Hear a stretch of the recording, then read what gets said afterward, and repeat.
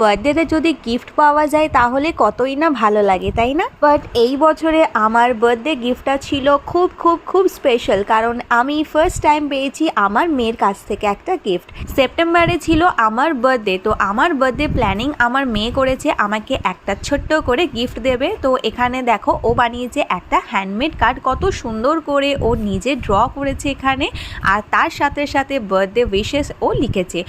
তবে এই বার্থডেটা প্ল্যান করার পিছনে আমার ননদেরও হাত আছে, যে আমার মেয়েকে হেল্প করেছে বার্থডে গিফটটা পারচেস করে দেওয়ার জন্য। বাট আইডিয়াটা অ্যাকচুয়ালি কিন্তু আমার মেয়ের ছিল, তার জন্য এই বছরের বার্থডে গিফটটা আমার কাছে সব থেকে বেশি মূল্যবান। এত সুন্দর একটা হ্যান্ডমেড কার্ড, আর তার সাথে এই হাতের ব্রেসলেটটা। ওর ইচ্ছা ছিল আমাকে এই বছর একটা চুড়ি গিফট দেবে, আর এই গিফটের আইডিয়াটাও ওর নিজে প্ল্যান করা ছিল। আর এখানে রয়েছে একটা ছোট্ট করে গিফট, যেটা আমার বর আমাকে দিয়েছে। আমরা তিনজন মিলে কেক কেটে নিলাম, আর কেক কেটে এবছর ছোট্ট করে আমার বার্থডেটা পালন করা হলো। তো কেমন লাগলো ভিডিওটা জানাবে, and don't forget to subscribe.